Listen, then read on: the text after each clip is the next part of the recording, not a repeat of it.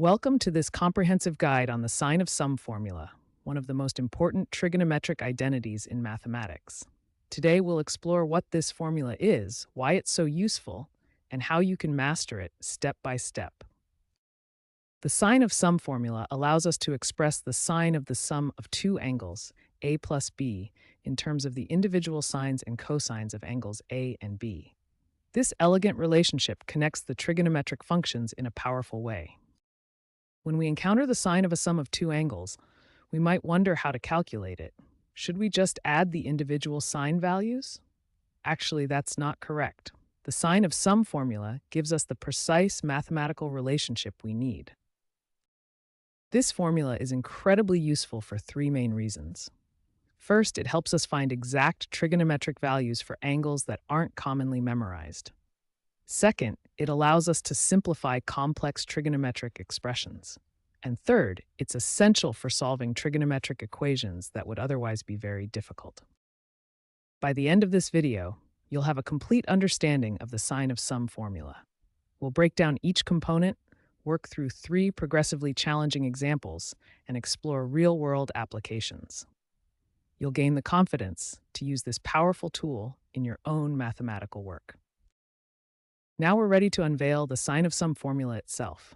This is the key formula we'll be working with throughout our entire discussion. The sine of sum formula states that sine of a plus b equals sine a times cosine b plus cosine a times sine b.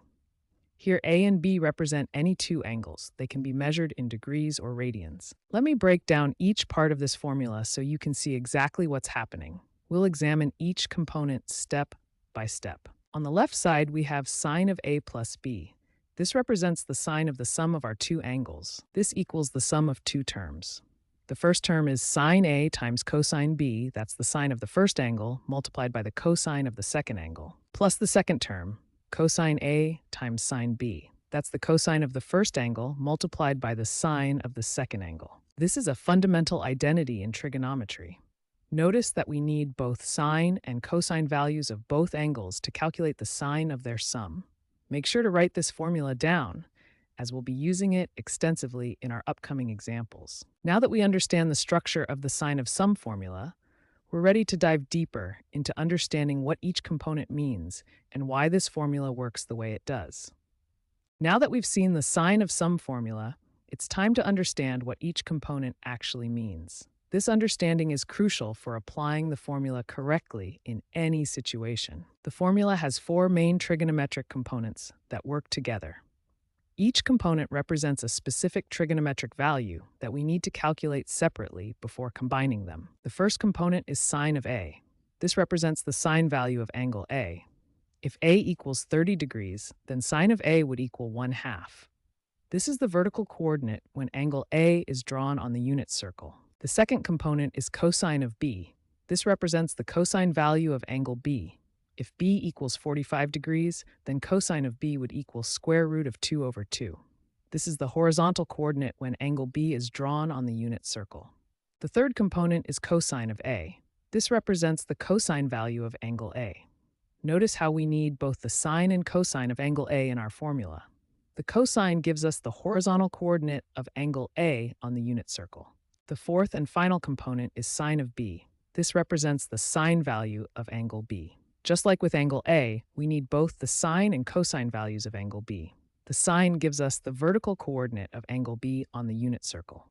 Now here's the key insight. The formula combines these four components in a very specific way. We multiply sine of A times cosine of B, then we multiply cosine of A times sine of B, and finally we add these two products together. The first product is sine of A multiplied by cosine of B. This gives us one part of our final answer. The second product is cosine of A multiplied by sine of B. This gives us the other part of our final answer. Finally, we add these two products together to get the sine of A plus B.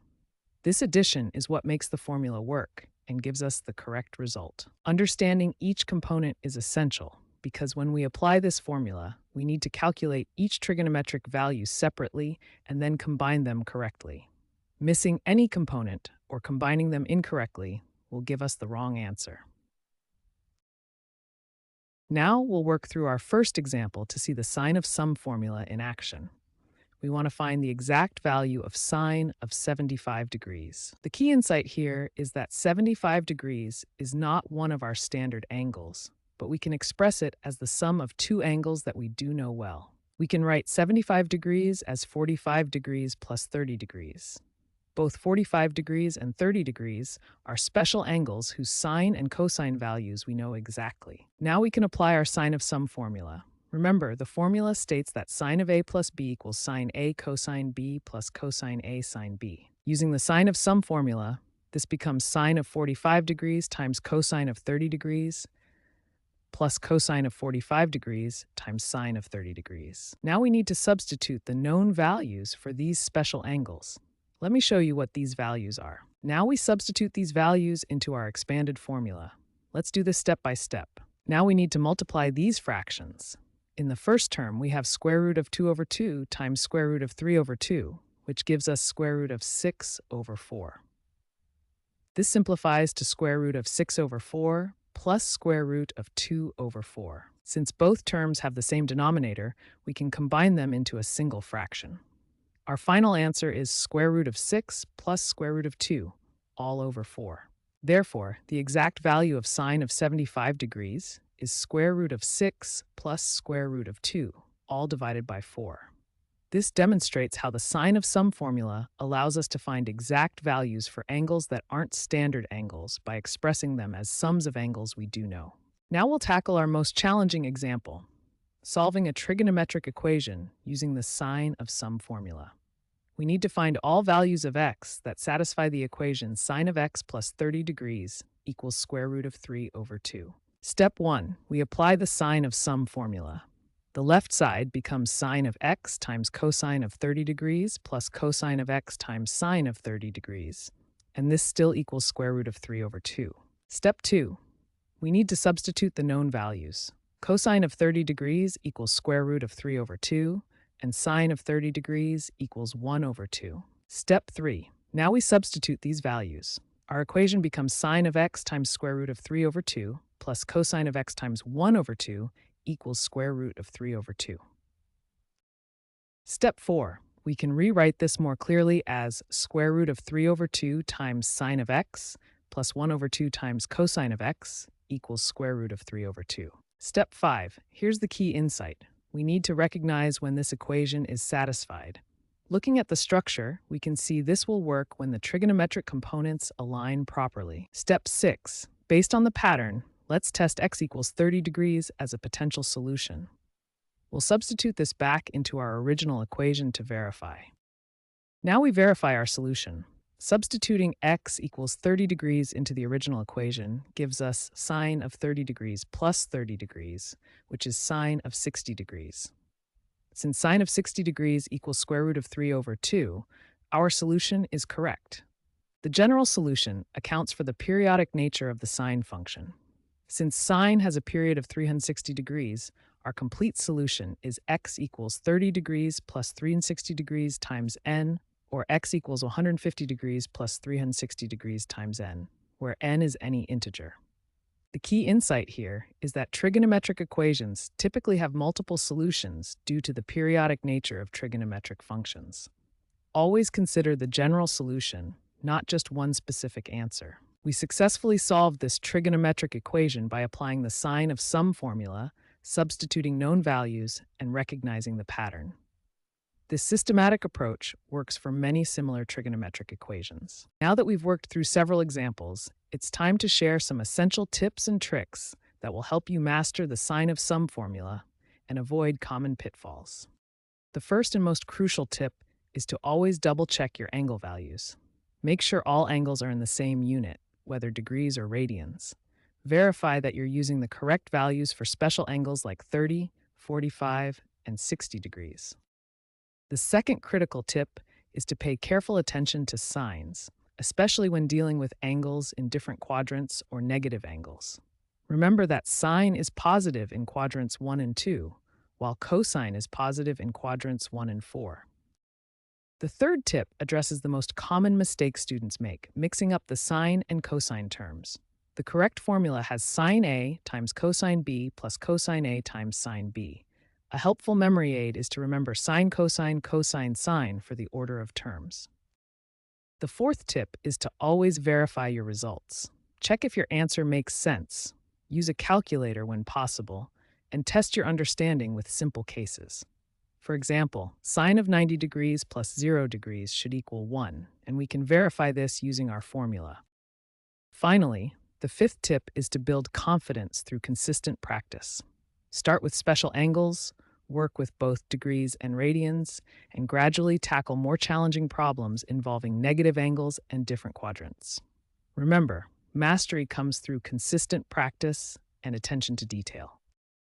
These tips and tricks will help you use the sine of sum formula effectively and accurately. Remember to double-check your work, pay attention to signs, avoid mixing up the terms, verify your results, and practice regularly. With these strategies, you'll master this powerful trigonometric tool.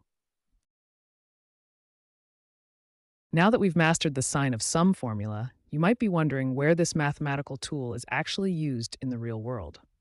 The truth is, this formula appears everywhere in science, engineering, and technology.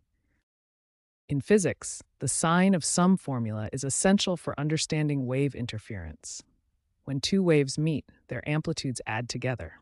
Consider two sound waves or light waves with slightly different phases. When we add these two waves together, we get a complex expression. But using the sine of sum formula, we can simplify this to show that the result is a single wave with modified amplitude and phase.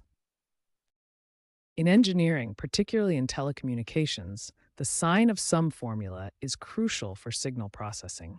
When we modulate a signal, we're essentially adding frequencies together. The modulated signal can be expressed using the sine of sum formula, which allows engineers to analyze and design communication systems more effectively. In computer science, the sine of sum formula appears in graphics programming and animation. When rotating objects in 2D or 3D space, we use rotation matrices that rely heavily on trigonometric identities. These rotation formulas are direct applications of the sine and cosine addition formulas. They're used everywhere from video games to computer-aided design software. The sine of sum formula is far more than just a mathematical curiosity. It's a fundamental tool that bridges pure mathematics with practical applications across multiple fields. Whether you're studying physics, pursuing engineering, or working in computer science, this formula will serve as a crucial building block for understanding more complex concepts. Thank you for joining me on this journey through the sine of sum formula. I hope you now see how this elegant mathematical relationship connects to the world around us. Don't forget to like this video if it helped you understand the topic, subscribe for more mathematics tutorials, and leave a comment if you have questions or suggestions for future videos. Keep exploring the beautiful world of mathematics.